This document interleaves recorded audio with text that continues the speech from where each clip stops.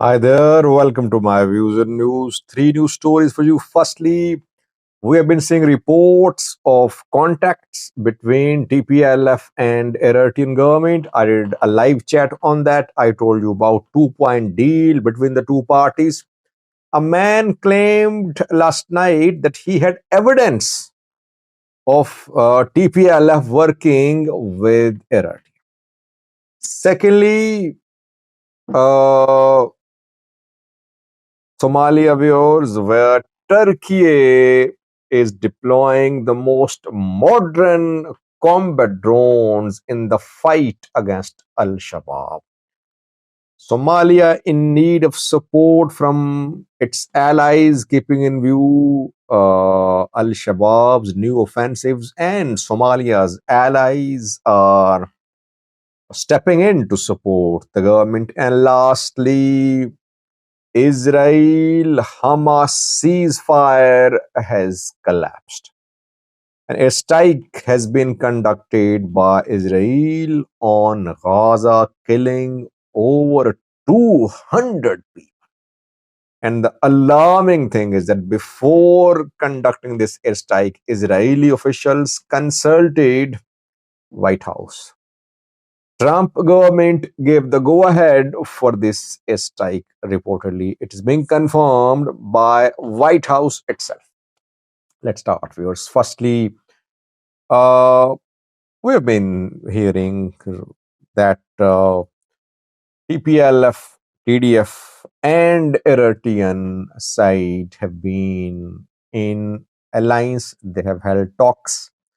They have reached some understandings. But both TPLF and Tigray military deny. They say they don't have any link with Eritrea. They have held no meetings. Only false propaganda is being spread by Gita Choreda party.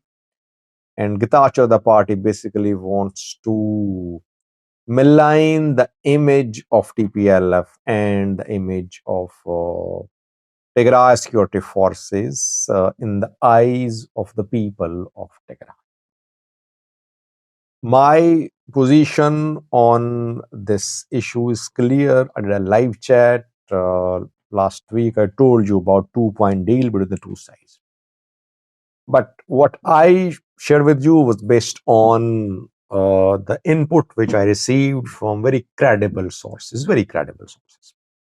I personally don't need verification because the sources I trust are impeccable.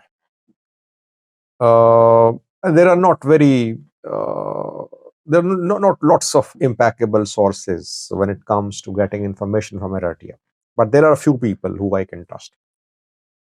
A man claimed last night that he has evidence of TPLF working with Eritrea. Who is this man? Gita Choreta. Tigray president, he's still the president, by the way, because so far new president has not been officially appointed, though Getachew is not in Mekelle, he's in Addis Ababa. Where is in charge in Mekelle, but Getachew claims that he is still the president, though he does not have any power because he is no more in Mekelle. Getachew claimed that TPLF is working with Eritrea, and he has evidence about that. When will he release this evidence? In less than 2 weeks. Interesting claim by President Gita Choreda. If he has evidence, why isn't he releasing it? Does it mean that he wants to postpone the appointment of a new president? And he's telling the federal government that this TPLF is conspiring with Eritrean government. He has evidence.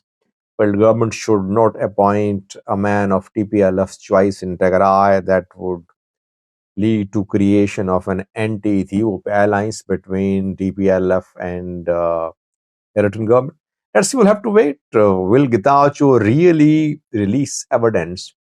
Will the evidence be convincing or not? So we'll have to wait for around 2 weeks. Hopefully, Getachew will keep his word and release the evidence which he has about contacts between TPLF and Eritrean government.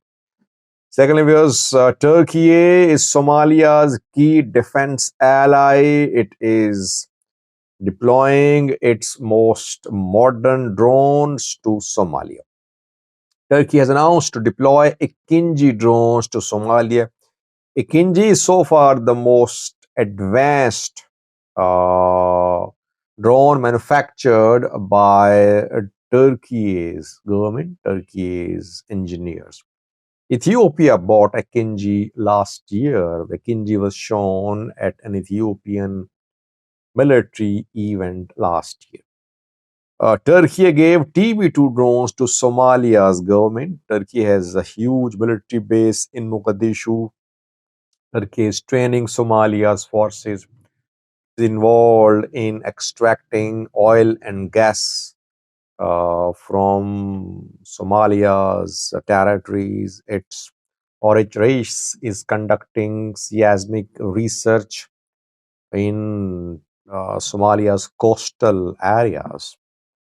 Al Shabaab has recently been regaining territories, threatening to march towards Mogadishu. Mogadishu government, by the way, alone cannot counter Al Shabaab. Whenever Al Shabaab makes big moves towards Mogadishu, Somalia's allies step in. That is how Mogadishu is protected. I don't know why people say that you're anti-Somali, you have hate for Somalis.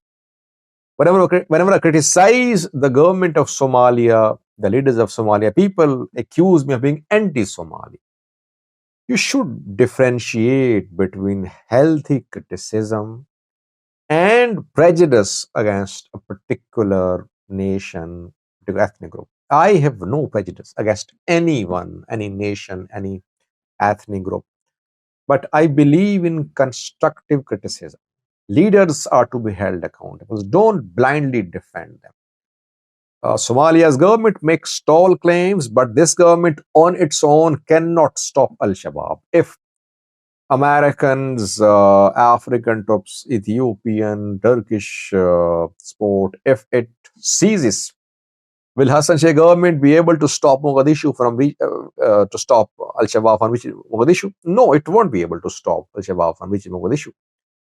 This support, which has recently, which now Somalia's government is receiving, is pushing Al Shabaab back from Shabelle Valley.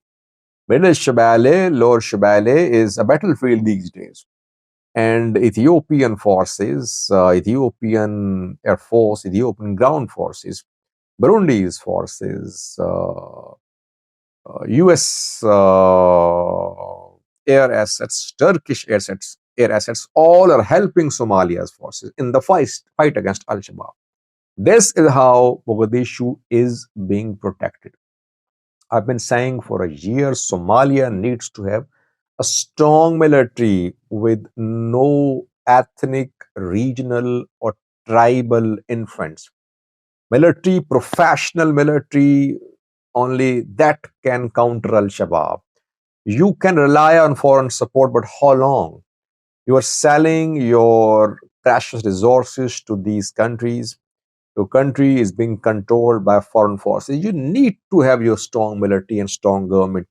And for that, you need to have internal consensus too. There are so many issues between federal government and regional governments in Somalia.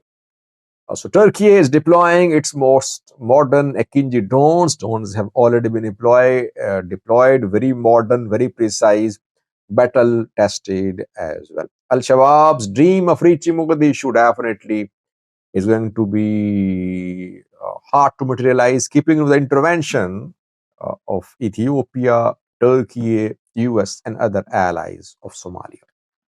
Lastly, viewers, Israel Hamas ceasefire has collapsed. It was in January that the two sides reached a ceasefire agreement in Qatar. Qatar, Egypt, and US mediated that ceasefire. First round of that ceasefire came to an end at the start of this month. Talks then started about extension of truce. Talks did not succeed. Both sides accusing each other of being responsible for the failure to extend the ceasefire. Israel has been conducting strikes on Gaza after the ceasefire too, but today's strike was a deadly strike. Over 200 Palestinians have been killed in this strike by Israeli Air Force on Gaza. Alarming thing is that Israeli government consulted Trump government. White House confirmed that before conducting the strike. So Trump government, which has been saying it wants end to wars, is backing Israel in conducting deadly strikes. Maybe Trump government told Israel to conduct the strike to teach Hamas a lesson, to force Hamas to agree to terms at the table for the extension of ceasefire. Gaza authorities say that dozens of women and children have been killed in this strike. Hamas says that Israel wants to resume war.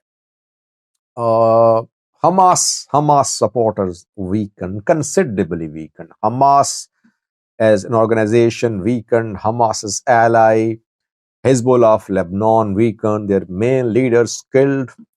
Though Hamas has not released all the hostages so far. But what is the point in keeping Israelis as hostages when your own people are dying? They're dying in hundreds. Tens of thousands have been killed by Israel in the use of force in Gaza.